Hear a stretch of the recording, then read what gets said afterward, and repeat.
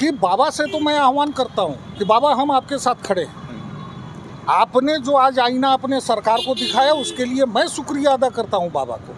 मैं खुद गोली खाने को तैयार हूँ, बाबा से पहले गोली खाऊंगा। उस मुहाने पे मैं खड़ा था कि एक साइड में कॉरपोरेट की अडानी की माइंस थी और दूसरे साइड में वो गरीब गुरबे जिनके लुंगी धोती पहन के वो पेड़ और पौधों की रक्षा कर रहे हैं, उनके वोट से सरकार बनती है और सरकार फिर जाकर के कॉरपोरेट के गोद में बैठ जाती है। हसदेव अरणे आज एक ऐसा नाम बन चुका है जिस पर छत्तीसगढ़ में अलग लेवल की राजनीति चल रही है। आपने कल टी.एस. सिंहदेव का एक बयान सुना होगा। जब ये हसदेव अरणे क्षेत्र में गए थे तो उनका एक बयान सामने आया कि अगर जंगल को कटने से बचाने के लिए अगर लाठी या गोली खाना पड़े तो सबसे पहले मैं खाऊंगा। उसके बाद आज भूपेश बघेल का बयान आया कि टी.एस. सिंहदेव अगर चाहेंगे तो एक पेड़ क्या एक डंगाल भी नहीं कटेगा। तो इन सभी राजनीतिक मायनों को समझने के लिए आज हमारे साथ हैं आम आदमी पार्टी के प्रदेश उपाध्यक्ष मनोज दुबे जी, और हम आज उनसे जानेंगे कि क्या है आखिर में राजनीतिक मायने। नमस्कार, मेरा नाम है दीपक और आप देखना शुरू कर चुके हैं द तांडव। बहुत बहुत स्वागत सर आपका। Thank you Deepak ji. मैं थोड़ा सा इस परिप्रेक्ष्य में थोड़ा सा और पीछे लेकर के जाना चाहूँगा जहाँ आम आदमी पार्टी की भूमिका रही है इस मुद्दे पे। एक्चुअली जो हसदेव अरणे के मुद्दे को लेकर के आम आदमी पार्टी शुरू से इस बात को लेकर के मुखर रही, जिसके तारतम्य में हमने कलेक्टर का 13 तारीख को कलेक्टर का घेराव किया, सरगुजा कलेक्टर का।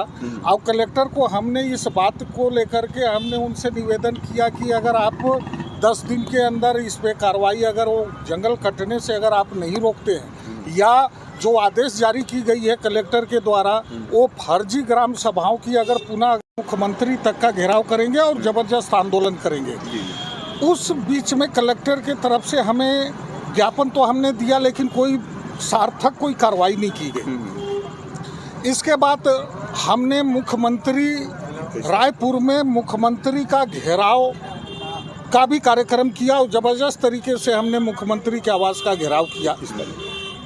जो इसके बाद भी वो इस बात को लेकर के किसी भी प्रकार का आश्वासन हमें मुख्यमंत्री की तरफ से नहीं मिला।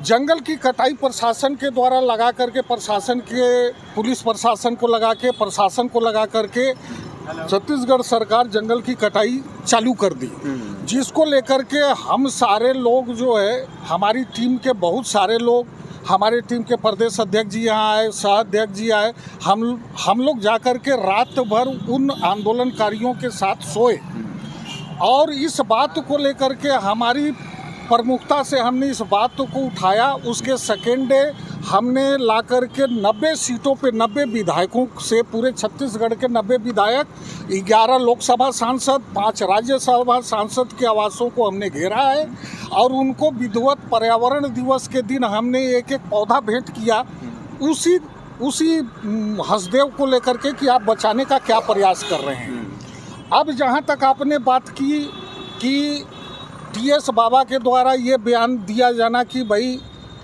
पेड़ नहीं कटेंगे, मैं राहुल गांधी जी से मैं दिल्ली जाकर के बात करूंगा। इसके बाद तत्काल बयान आ जाना मुख्यमंत्री जी का कि अब पेड़ नहीं कटेंगे, पेड़ तो क्या अब डगाल भी नहीं कटेगा।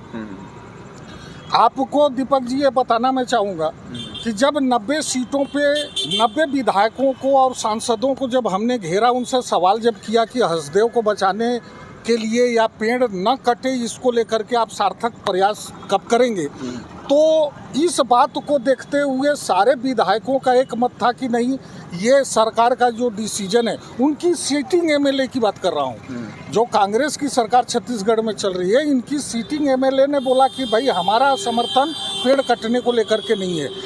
तो इससे साफ जाहिर होता है कि ये फैसला जो होगा अडानी के पक्ष में गोद में बैठने का जो फैसला होगा, अकेले मुख्यमंत्री भूपेश बघेल जी का ये फैसला था। तो क्या लगता है कि टी.एस. सिंहदेव के बयान के बाद क्या अब जंगल कटना बंद हो जाएगा? देखिए, टी.एस. सिंह जी के चूँकि वो जंगल वहाँ पे मौजूद है जो टी.एस. सिंहदेव जी की अपनी विधानसभा निर्वाचित क्षेत्र है, जो कंस्टिट्यूएंसी हो। अब बड़ी मज़ेदार दीपक जी एक बात बोलूँगा मैं, विधायक जहाँ पे वो जंगल कटनी है या जहाँ पे माइंस है, वो विधानसभा क्षेत्र टीएससी जी का पड़ता है, जो कांग्रेस के विधायक भी हैं और मिनिस्टर भी हैं। ये सरगुजा का सांसद बीजेपी के, वो भी सेंट्रल में मिनिस्टर हैं। इसके बाद भी वहाँ की जंगल अगर कट रही है तो कहीं न कहीं इन दोनों की नूरा कुश्ती रही है, या जो इन लोगों का बयान होता है कि भाई हमने हमारा जो है, एक मैंने कल कलेक्टर का एक आदेश पढ़ा है मैंने, उस कलेक्टर के आदेश में ये लिखा हुआ था कि सालही ग्राम के आश्रित ग्राम फतेहपुर, हरिहरपुर, बासेन और घाटबर्रा है, जबकि कलेक्टर का जो लिखित में जो आदेश आया है उसमें स्पष्ट लिखा हुआ है कि ग्राम सभा की सारी फॉर्मेलिटी हमने पूरी कर ली है, अब किसी भी ग्राम सभा को करने की ज़रूरत नहीं है। तो मैं ये जानना चाह रहा था आपके माध्यम से, कलेक्टर से भी जानना चाहूँगा, शासन से भी जानना चाहूँगा, छत्तीसगढ़ प्रशासन, शासन, सारे लोग से जानना चाहूँगा कि जब घाटबर्रा स्वतंत्र ग्राम पंचायत है, हरिहरपुर स्वतंत्र ग्राम पंचायत है, तो फिर उसको आश्रित ग्राम में परिवर्तित किसने किया? जी, आपने रात वहाँ गुजारा है जाकर अपने प्रदेश अध्यक्ष जी के साथ में, तो क्या स्थिति है वहाँ पर आदिवासियों की अभी? देखिए, मैं एक भावुक कर देने वाला क्षण था वो, दीपक जी। एक्चुअली मैंने उस मुहाने पे हम लोग सारे उस ग्रामीण के साथ, मैं, मेरे प्रदेश अध्यक्ष कोमल हुपेंडी जी, सह अध्यक्ष सूरज उपाध्याय जी और मैं, 3 व्यक्ति हम लोग रात भर गुजारे हैं वहाँ पे। 10, 12, 15 ग्रामीण थे। मैंने यही इमेजिन किया कि उस मुहाने पे मैं खड़ा था कि एक साइड में कॉरपोरेट की अडानी की माइंस थी और दूसरे साइड में वो गरीब गुरबे जिनके लुंगी धोती पहन के वो पेड़ और पौधों की रक्षा कर रहे हैं, उनके वोट से सरकार बनती है और सरकार फिर जाकर के कॉरपोरेट के गोद में बैठ जाती है। ये है हमारे प्रदेश की प्रजातंत्र, और हम नारा देते रहते हैं कि हम गरीब के साथ खड़े हैं, हम आदिवासी के साथ खड़े हैं, हम पिछड़ों के साथ खड़े हैं। आज उस गांव में पीने का पानी नहीं है, उस गांव की स्कूल की अच्छी व्यवस्था नहीं है, उनकी स्वास्थ्य की अच्छी व्यवस्था नहीं है, और जहां से वो वनोपज का लाभ लेते हैं, आप उनकी बुनियादी चीज़ों को समाप्त करने को तुले हो, जिनके वोट से आप मंत्री बने हैं, चाहे बाबा हो, चाहे यहाँ के सांसद रेणुका सिंह जी हो, ये उन्हीं के वोट से ये बने हैं और आज उन्हीं को उजाड़ने पे तुले हुए हैं। इनकी बयानबाजी एक अलग विषय है। मैं तो इन पे सवाल ये खड़ा करता हूँ कि बाबा से तो मैं आह्वान करता हूँ कि बाबा हम आपके साथ खड़े हैं। आपने जो आज आईना अपने सरकार को दिखाया उसके लिए मैं शुक्रिया अदा करता हूँ बाबा को, और बीजेपी के लोग भी जाकर के वहाँ धरना दिए। मैं तो बाबा के साथ खड़ा होने को तैयार हूँ। वो उनको गोली नहीं लगेगी, उनको किसी प्रकार का लाठी नहीं मारा जाएगा। उससे पहले हमारी पार्टी के लोग, मैं खुद गोली खाने को तैयार हूँ, बाबा से पहले गोली खाऊंगा। शर्त इतनी है कि बाबा आए, उस आंदोलनकारियों के साथ बैठे और हम भी उनके साथ बैठेंगे। चाहे वो बीजेपी या कांग्रेस में जो मेन जो नेतृत्व करता है वो दिल्ली में है, आपकी सरकार भी दिल्ली में है, तो क्या आपकी पार्टी की तरफ से दिल्ली में क्या इस प्रकार का मुहिम किया गया कुछ की जंगल बचाने को लेकर? जी, बहुत अच्छा सवाल है आपका दीपक जी।